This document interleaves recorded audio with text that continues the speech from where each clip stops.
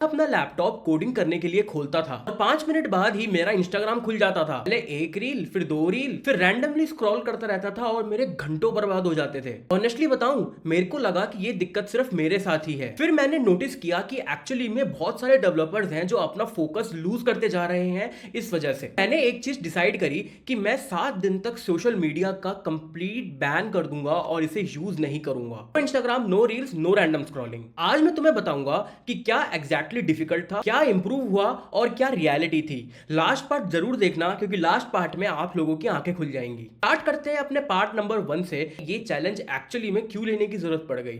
सच बोलूं, social media actually में background का नॉइस बनता जा रहा था मेरे लिए। सबसे डेंजरस बात ये थी कि मेरे को इस चीज का रियलाइजेशन भी नहीं था। मैं जब भी अपना लैपटॉप लेके बैठता था कि अब मैं बैठ के ढंग से फोकस तरीके से कोडिंग करूंगा, तभी इंस्टेंटली नोटिफिकेशन आ जाता था, मेरे दोस्त का कॉल आ जाता था, फिर मैं रैंडम स्क्रॉल करने बैठ जाता था इंस्टाग्राम को घंटों और मेरे को पता भी नहीं चलता था कि मैं क्या कर रहा हूं एक्चुअली में, और मेरी प्रोग्रेस भी सारी रुक गई थी। मेरा अटेंशन स्पैन एक्चुअली में कम हो रहा था। और आप लोगों को ये बात जान के काफी हैरानी होगी कि जो बड़ी बड़ी कंपनियां जैसे इंस्टाग्राम है, लिंक्डइन है, और जो ये रील्स का फॉर्मेट है ना, ये इस तरीके से डिजाइन है कि आप लोग अपनी अटेंशन स्पैन को काफी कम करो, कि जितना ज्यादा कम अटेंशन स्पैन होगा उतना ज्यादा ही इन शॉर्ट्स पे व्यूज आते हैं। और मेरा अटेंशन स्पैन एक्चुअली में कम हो रहा था। जब भी मैं कोडिंग की कोई नई चीज समझने बैठता था या कोई लेक्चर लेता था तो मैं ढंग से टिक के बैठ ही नहीं पाता था। 5 मिनट बाद ही मेरा ब्रेन कहता था कि भाई चलो रील देखते हैं। ऑनेस्टली तुमको एक चीज बताऊं, ये चीज सिर्फ डेवलपर्स के साथ नहीं है, ऑलमोस्ट सबके साथ ही हो रही है ये चीज आज के टाइम पे। तो मैंने चैलेंज स्टार्ट किया,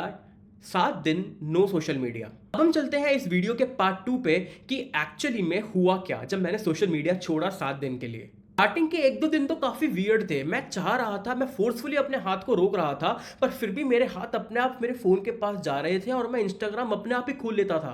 हैबिट इतनी स्ट्रांग हो गई थी कि ब्रेन को सिर्फ और सिर्फ ये डोपामिन हिट चाहिए था और वो सिर्फ ये सोचता था कि इंस्टाग्राम चलो चला लेते हैं। और फिर मैंने ये रियलाइज किया कि सोशल मीडिया एक्चुअली में कोई काम की चीज नहीं है, ये सिर्फ आपके टाइम को बर्बाद करने का मशीन है। ही 3 से 4 दिन खत्म होने को आए ना, तो एक काफी इंटरेस्टिंग चीज हुई।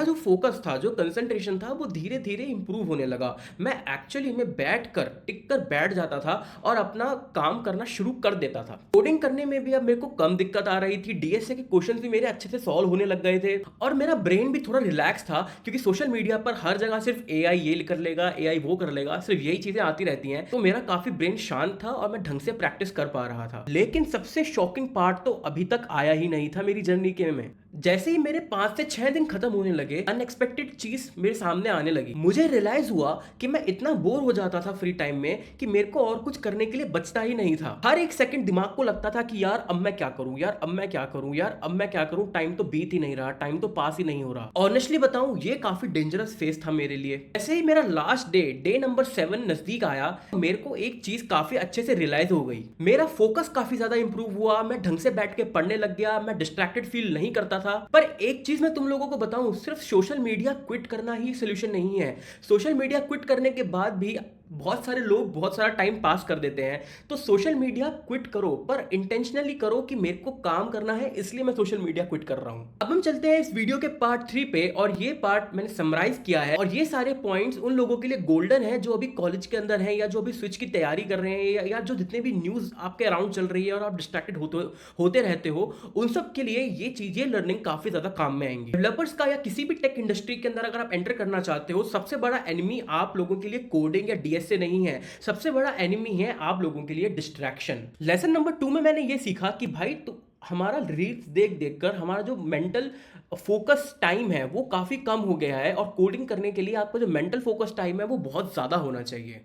पार्ट 3 के अंदर मैंने देखा सोशल मीडिया एक्चुअली में खराब नहीं है। सोशल मीडिया खराब उन लोगों के लिए है जो दिन भर बैठ के इस पे सिर्फ टाइम पास करते रहते हैं और फालतू फंड की चीजें देखते रहते हैं। बड़ी बात ये थी, अगर आप लोगों को टेक इंडस्ट्री में ग्रो करना है, अगर आप लोगों को गूगल, माइक्रोसॉफ्ट जैसे बड़े बड़े पैकेजेस को क्रैक करना है, डीएसए में अच्छा बनना है, तो आप लोगों को डेडिकेटेड प्रैक्टिस करनी पड़ेगी। बजाय सोशल मीडिया यूज करने के, बजाय और कुछ काम करने के, आपको अपना सारा दिमाग सिर्फ और सिर्फ डीएसए प्रॉब्लम सॉल्विंग और कोडिंग क्वेश्चंस में लगाना पड़ेगा। तभी आप लोग उस लेवल पे पहुंच पाओगे जब आप अच्छी कंपनियां या अच्छे ऑफर क्रैक कर पाओ। के टाइम में ये प्रॉब्लम नहीं है कि इन्फॉर्मेशन कम है, आज के टाइम में ये प्रॉब्लम है कि डिस्ट्रैक्शंस हद से ज्यादा हैं। तो ऑनेस्टली मैं परमानेंटली सोशल मीडिया क्विट नहीं कर सकता क्योंकि मैं ऑलरेडी एक कंटेंट क्रिएटर हूं, लेकिन हम उसे धीरे धीरे मैं कंट्रोल में यूज करने की कोशिश करूंगा, क्योंकि अगर कंट्रोल्ड वे में सोशल मीडिया को एक्सेस नहीं करा तो मेरा सारा फोकस डिस्ट्रॉय हो जाएगा। फिर ना तो मैं कोडिंग कर पाऊंगा, ना मैं वीडियोस बना पाऊंगा और ना मैं अपनी लाइफ में ग्रो कर पाऊंगा। आप लोग इन बातों से कितना रिलेट कर पाते हो मेरे को कमेंट्स में जरूर बताना। इस वीडियो को लाइक करना, शेयर करना और मेरे चैनल को सब्सक्राइब जरूर कर देना।